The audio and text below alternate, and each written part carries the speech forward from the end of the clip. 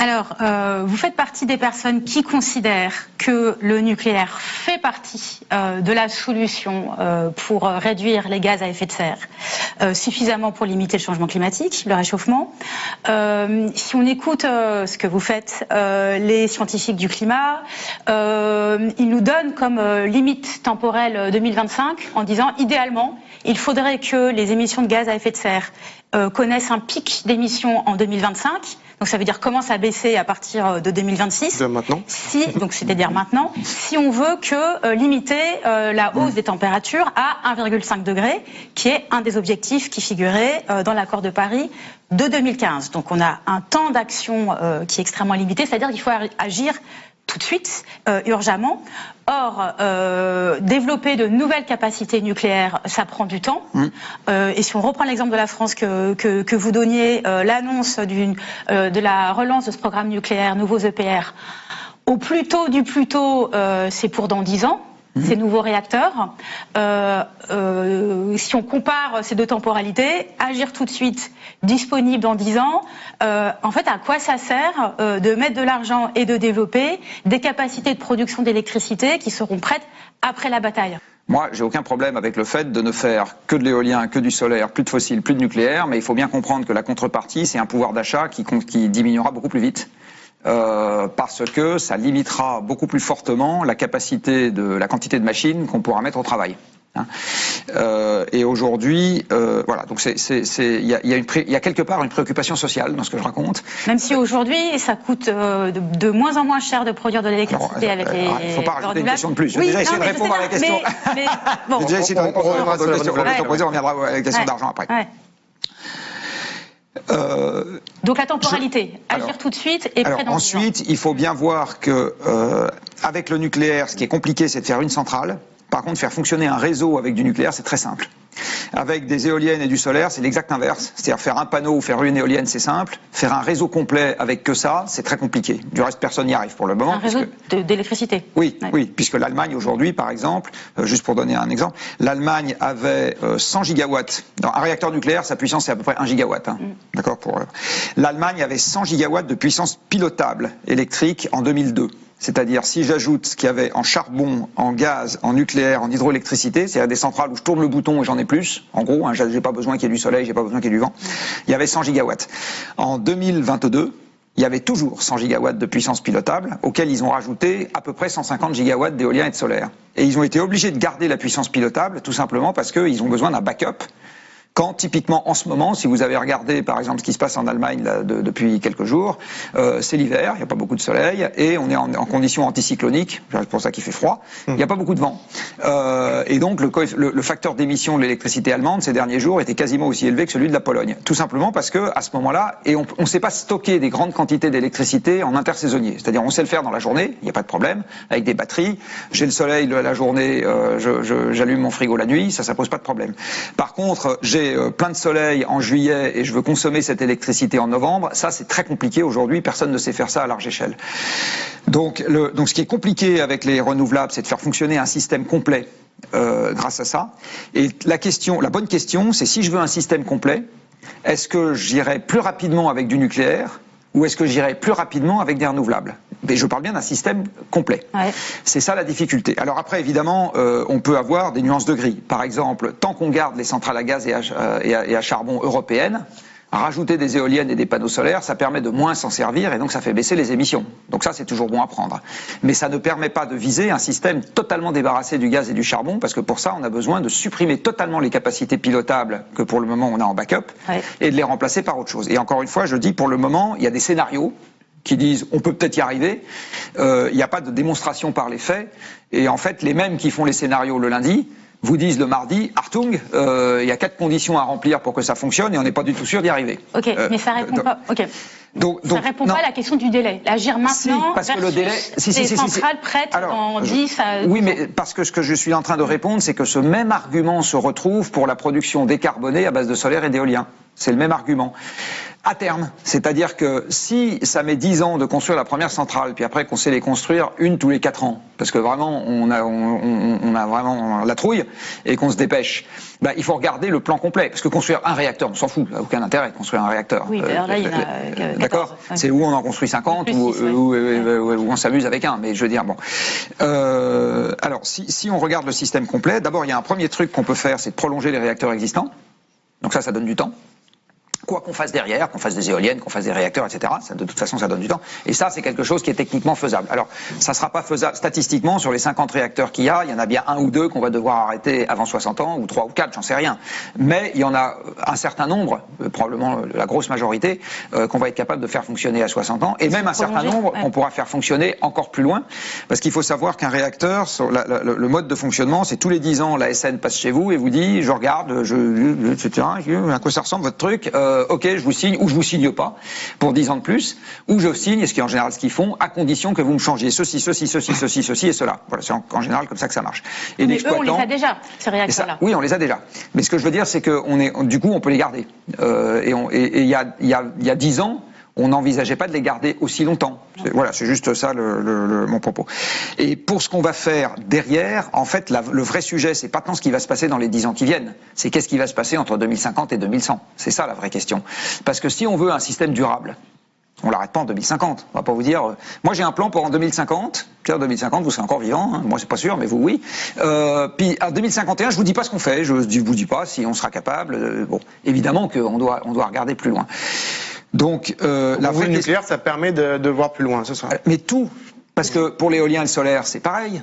Aujourd'hui, pour faire un système éolien et solaire, un réseau électrique avec de l'éolien et du solaire, vous avez besoin de fer, vous avez besoin de cuivre, vous avez besoin d'or, vous avez besoin d'argent, vous avez besoin d'étain, etc. Rien de tout ça ne se trouve en France aujourd'hui. Donc, réfléchir à 50 ans, ça demande de postuler sur qu'est-ce qui restera de la mondialisation, par exemple, à ce moment-là. Est-ce qu'on aura toujours la facilité à importer en grande quantité? Bon. Et aujourd'hui, ces exercices sont pas faits. D'accord? C'est juste ça que je voudrais dire. Donc, on a une fausse impression de scénario facile d'un côté et risqué de l'autre, alors que moi, ce que je dis simplement, c'est toutes les paris qu'on va pouvoir faire pour l'avenir comportent des risques. Tous, absolument tous. Et ce qui est difficile, parce que c'est compliqué dans un débat public de faire de l'arbitrage de risque. Les gens sont pas habitués à ça. Il faut bien expliquer. C'est long, c'est technique, voilà. Mais en fait, malheureusement, on arrive à une époque où tout ce qu'on va pouvoir faire, c'est de l'arbitrage de risque. Mais est-ce qu'il n'y a pas un risque avec ce que pour le donc il y a plein de risques. Un risque, mais aussi un risque peut-être politique ou social. Jean-Marc Jancovici, avec ce que vous décrivez, c'est-à-dire, en gros, on garde les réacteurs nucléaires qui peuvent être prolongés peut-être jusqu'à 60 ans. Et on laisse arriver ces nouveaux réacteurs tout en ayant ces renouvelables. Et puis on voit à quel moment est-ce que on arrive jusqu'à quand on arrive à piloter tout cela de façon à ce que ça puisse tenir la production d'électricité nécessaire. Ok, mais est-ce qu'il n'y a pas un risque en gardant ce système, en fait, en gros, de garder à peu près ce qui est déjà en place? Alors qu'en fait, si on écoute le GIEC, mais même aussi l'Agence internationale de l'énergie, les experts, toutes les intelligences qui réfléchissent aujourd'hui aux enjeux de la transition énergétique et de la crise climatique, et qui disent il faut quand même changer énormément de choses. Et même vous-même, d'ailleurs, vous parlez parfois de révolution, c'est une révolution qu'il faut faire, etc. Est-ce qu'il n'y a pas un risque d'envoyer un message contre-intuitif, contradictoire? Il faut tout changer, mais en fait, c'est bon, on peut garder ce qu'on a déjà. Et est-ce que là, on n'a pas un message qui est un message trompeur, en fait, pour une société, et lui laisser penser qu'on peut continuer comme avant? Alors ça, on l'a dans tous les domaines. Faut des bâtiments plus performants, mais on va pas tous les casser et les reconstruire. Donc on va quand même garder pour une large part ce qu'on a déjà, juste on va les améliorer. Faut circuler à vélo, mais on va quand même pas changer les routes, on va garder les routes. Mais tant qu'on garde les routes, on pourrait être tenté de circuler en voiture. Enfin, donc en fait ce problème-là, on l'a avec toutes les infrastructures qu'on a bâties jusqu'à maintenant et dans lesquelles on va avoir besoin de faire du tri, c'est-à-dire certaines peut-être les abandonner, d'autres profondément les modifier, d'autres les garder à peu près en l'état, mais pas s'en servir de la même manière. Et c'est clair qu'on a cette question à se poser énormément de domaines. Hein. Et est-ce que c'est pas finalement la force aussi de la décision allemande qui a été si décriée en France, de décision de sortie du nucléaire en 2011, l'Energiewende? Est-ce que ça n'a pas été la grande force de cette décision que de marquer une rupture historique, sociale, énergétique, aucune rupture, et de dire à une société, en fait, on avait une source de production d'énergie, on la laisse tomber, on passe à une autre époque. Et est-ce que c'est pas ça qui manque aujourd'hui en France pour mettre en action la société? Quand vous regardez les chiffres, l'Energiewende n'a rien changé à la trajectoire de consommation d'énergie en Allemagne, strictement rien. Ça n'a strictement rien changé à la... Je réponds, j'ai regardé les chiffres. Hein. Ça n'a rien changé à la trajectoire de consommation électrique, absolument rien.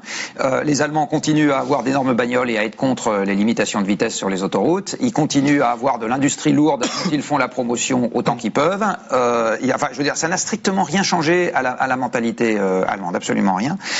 La seule chose que ça a changé, c'est qu'ils ont émis plus que ce qu'ils auraient pu émettre en abandonnant le charbon et en gardant le nucléaire. Donc je continue, j'ai dit que cette décision était une erreur, je persiste et signe, les Allemands, c'est une erreur, et je finis. Et en plus, ils nous empoisonnent, parce que les centrales à charbon, ça fait des particules fines, et les particules fines des centrales à charbon contribuent à tuer quelques milliers de personnes par an en Europe, donc la décision allemande n'a aucune vertu. Il faut quand même beaucoup d'énergies renouvelables qui se sont développées. Et alors, ça, ils auraient pu les mettre en plus du nucléaire, où est le problème ?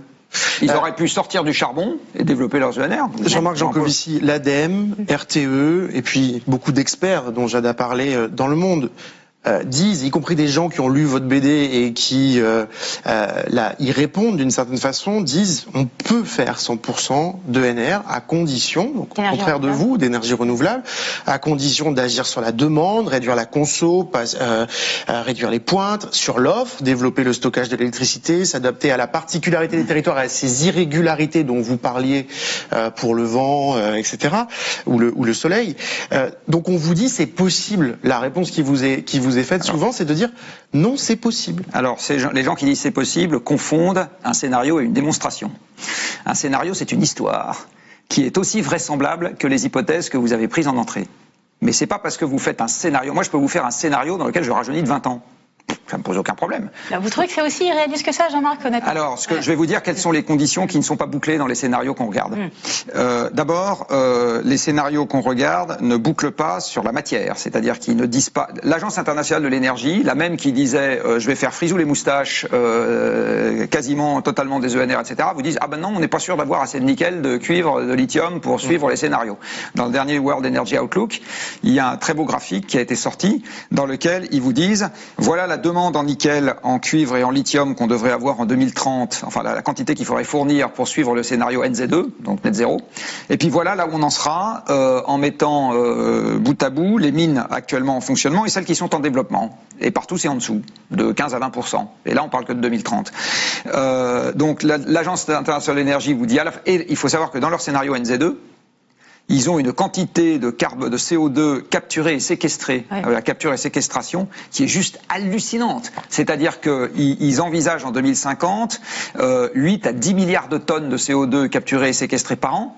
Il faut savoir que l'industrie pétrolière aujourd'hui, elle extrait 4 milliards de tonnes de pétrole par an. Donc il faudrait doubler, plus que doubler l'infrastructure du secteur oil and gas, plus que la doubler, alors que c'est un secteur qui a 150 ans. Hein.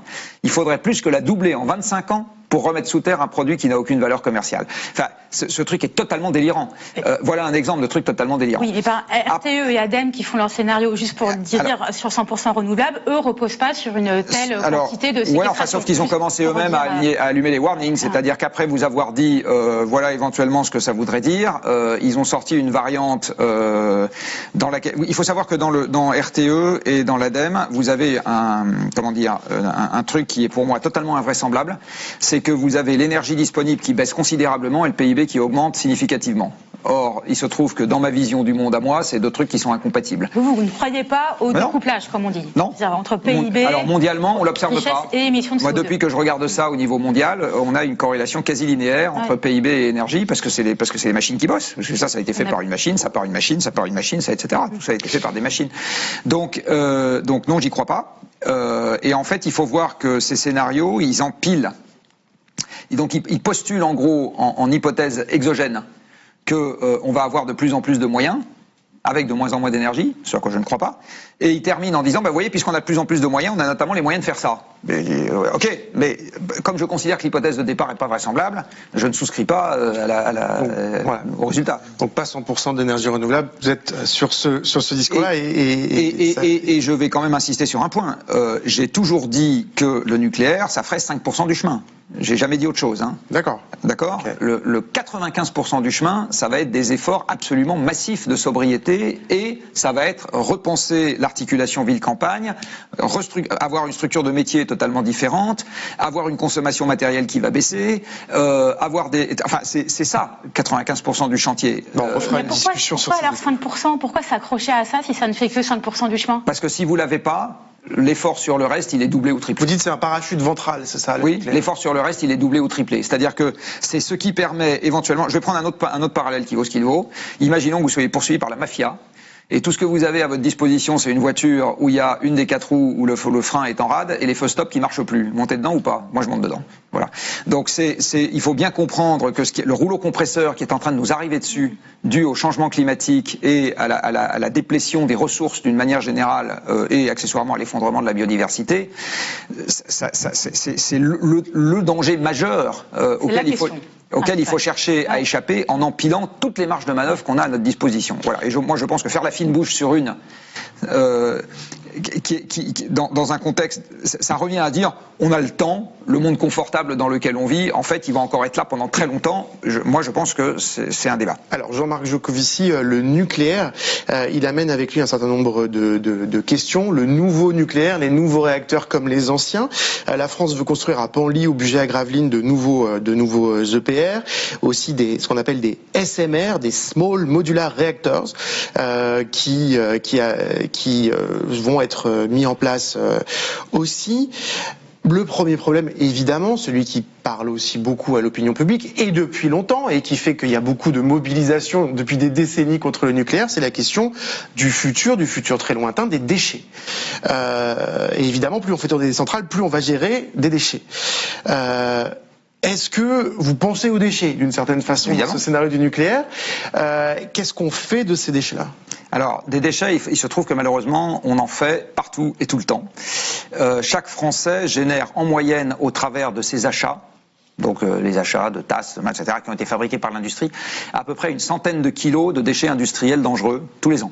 D'accord, donc tous les ans, un Français ordinaire, parce qu'on achète des canapés, des tables, des chaises, des couteaux, des Magimix et qu'est-ce que je sais, on génère une centaine de kilos de... Est-ce que c'est exactement le même type de déchets? Alors, parfois certains sont aussi dangereux presque des déchets nucléaires. Alors en l'occurrence, c'est pas des déchets, c'est phytosanitaires, mais j'y viendrai juste après. Enfin, non, je peux vous le dire tout de suite. De reste, les phytosanitaires sont quasiment aussi dangereux que les déchets nucléaires. C'est-à-dire les pesticides. Oui, les pesticides. En langage commun. Oui. C'est-à-dire qu'il y a des pesticides, la même quantité en milligrammes de déchets nucléaires ou de phytosanitaires vous tue. D'accord. Pesticides, on en met des dizaines de milliers de tonnes dans la nature chaque année. Mais justement, on essaie de les retirer aujourd'hui. Oui, mais on n'essaie pas d'en rajouter. Ok, mais c'est juste pour dire, les déchets nucléaires, on en fait quelques centaines de tonnes par an, les très emmerdants. Et du reste, aujourd'hui, on les stocke en surface, ce qui n'est pas satisfaisant. Il vaut beaucoup mieux les mettre dans un trou où ils ne n'enquiquineront plus. Le stockage géologique est quelque chose qui, moi, me semble pas dangereux du tout. Il faut bien voir que, par exemple, le pétrole, le pétrole qui est un truc qui est liquide et sous pression, donc c'est quand même, ça diffuse quand même plus facilement qu'un truc qui est solide, c'est capable de rester pendant des millions d'années, des dizaines de millions d'années dans une roche dans laquelle c'est emprisonné. Donc le stockage géologique, si on va chercher au bon endroit, c'est quand même un truc qui, on aura d'autres problèmes. La deuxième chose qu'il faut savoir, c'est que les déchets nucléaires les plus dangereux, en fait, ils sont pas dangereux au même niveau pendant 100 000 ans. Au bout la radioactivité décroît. Donc les déchets nucléaires ont cette particularité, à la différence des déchets chimiques, où la toxicité ne décroît pas au cours du temps, que leur dangerosité décroît au cours du temps. Donc en fait, il y a aussi des produits qui durent, par exemple le césium 135, je crois que c'est 2 millions d'années quand même pour perdre la moitié de sa réactivité. Donc ça nous emmène sur un scénario assez lointain.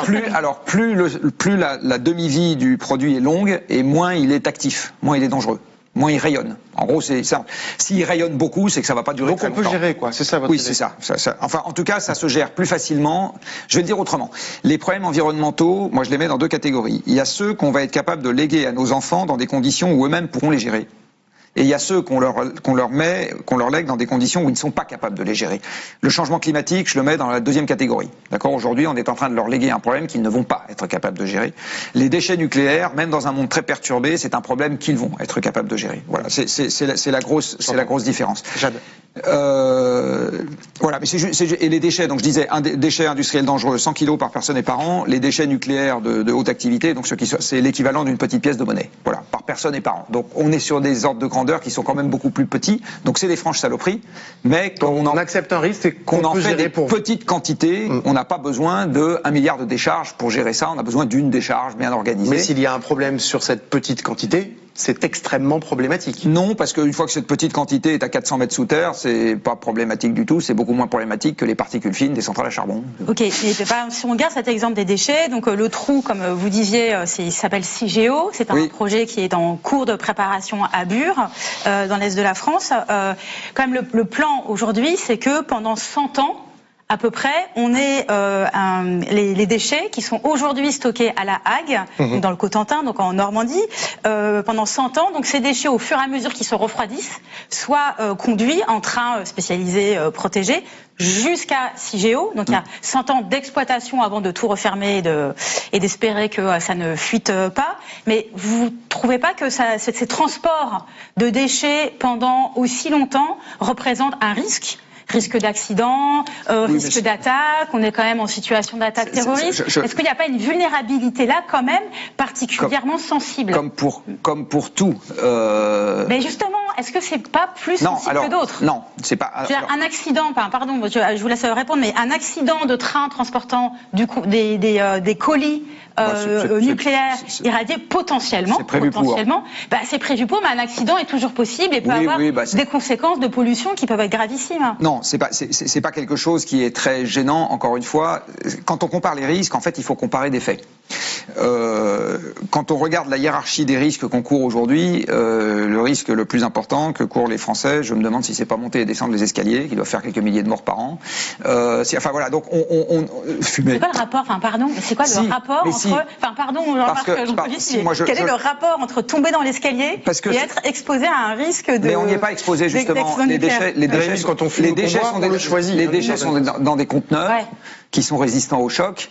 Bon, si le train se renverse, le train se renverse et des conteneurs résistants au choc se retrouvent dans le wagon qui a renversé. Point. Résiste ou pas ? Non, mais est-ce que vous faites pas... En gros, bien sûr, on fait des scénarios et on imagine, on a des hypothèses, mais est-ce que vous aussi, vous faites pas des scénarios et des hypothèses qui mais alors, je vais pour est-ce qu'il faut garder les barrages ? Les barrages hydrauliques ? Oui. Est-ce qu'il faut les garder ? Disons qu'aujourd'hui, ils ont une utilité de produire de l'énergie décarbonée. Est-ce qu'il faut les garder ? Parce que si le barrage de Vouglans...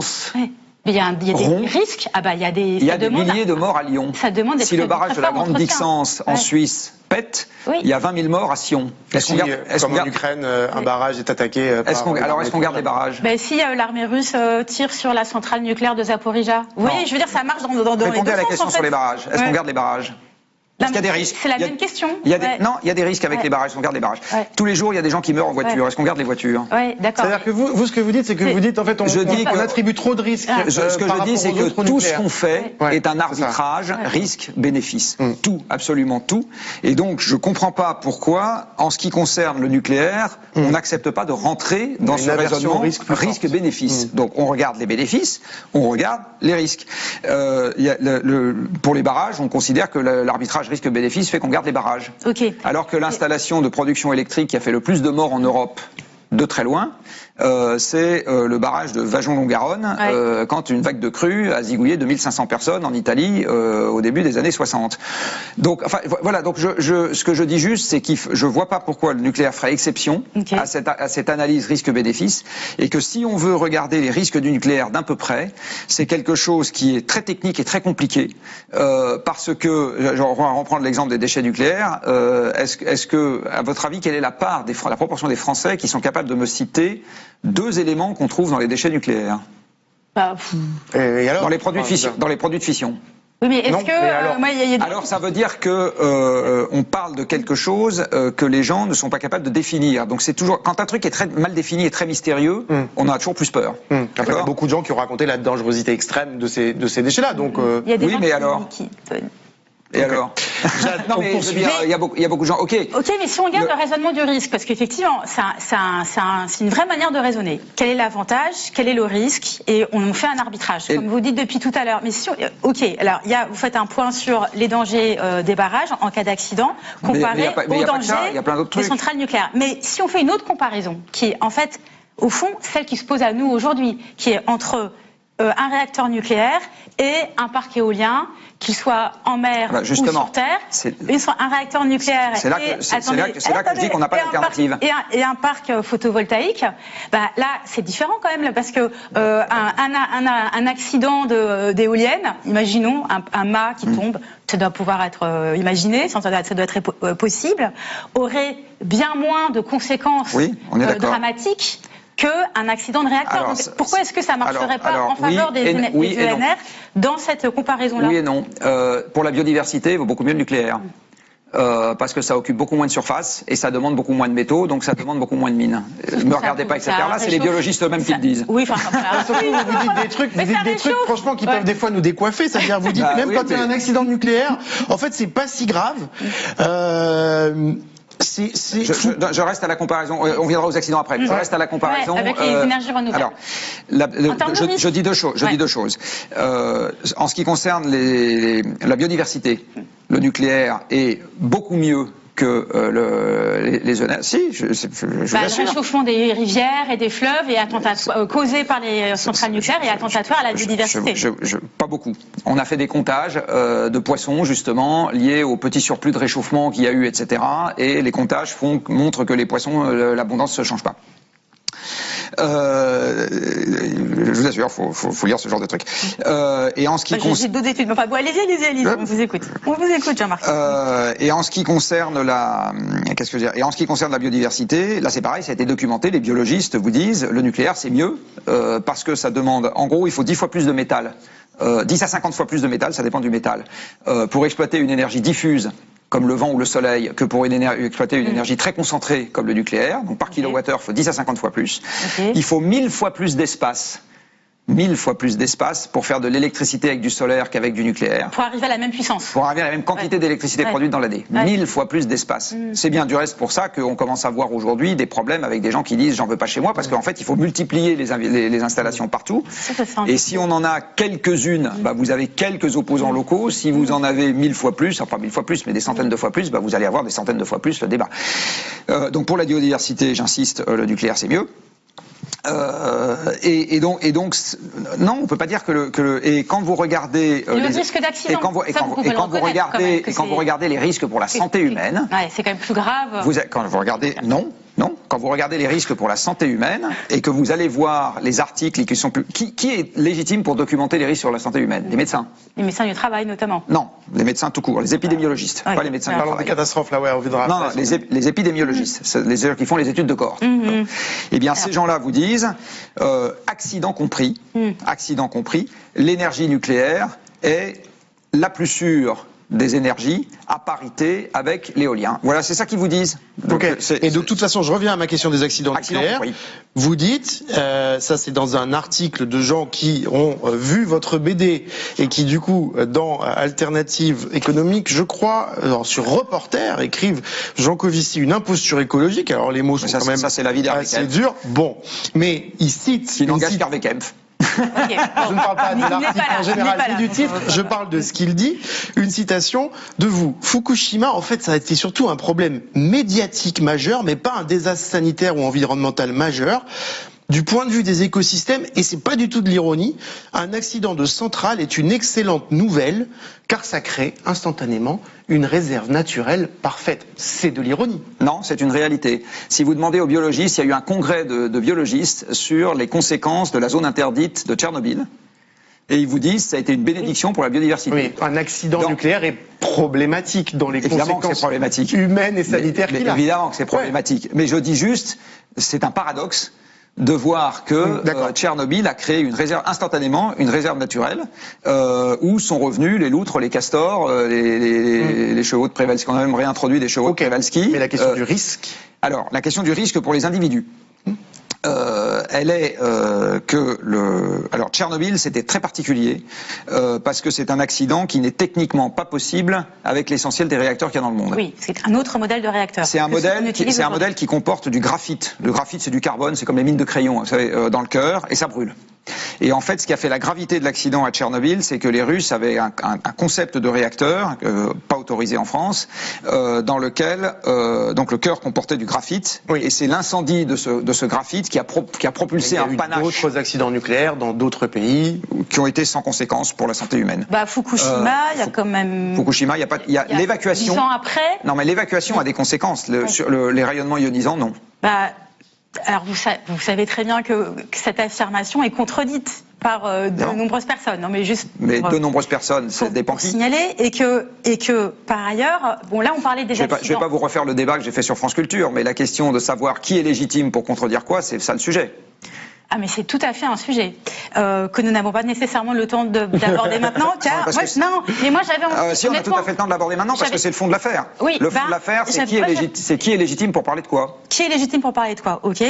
Moi j'avais quand même envie de signaler la question de la santé des travailleurs du nucléaire, puisque là on parle de l'exposition aux doses en situation d'accident, qui sont même s'ils sont dramatiques, quand même très rares dans l'histoire du XXe siècle. En revanche, la situation des travailleurs du nucléaire et de leur exposition à un environnement de travail radioactif, lui, il est routinier. Il est même quotidien pour tout un paquet de personnes et il expose ces personnes à des risques sanitaires.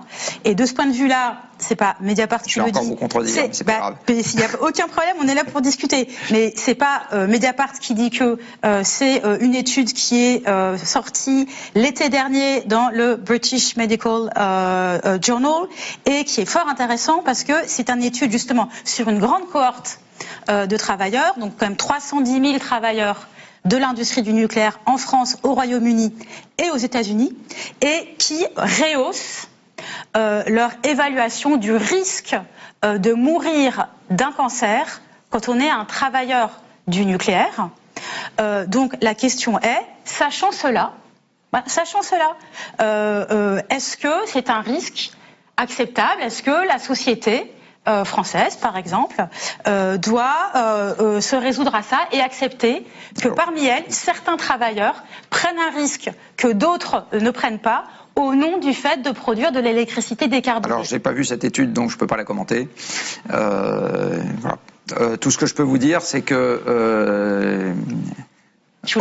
Hors cette étude, que je n'ai pas lue, ce que je sais, c'est que les salariés d'EDF étant extrêmement bien suivis sur le plan médical, ils sont globalement en meilleure santé que la moyenne de la population française. Mais pas les sous-traitants. C'est tout le problème de ce qui s'est passé à EDF et qui est montré par la sociologie du travail. Je peux oui, mais parce que vous savez très bien, vous répondez sur les personnes qui ne sont pas les plus exposées. Je vous dis ce que je sais. Ouais, c'est les sous-traitants et les sous-traitants et les précaires qui prennent le plus de doses au sein des centrales nucléaires. Je ne sais pas.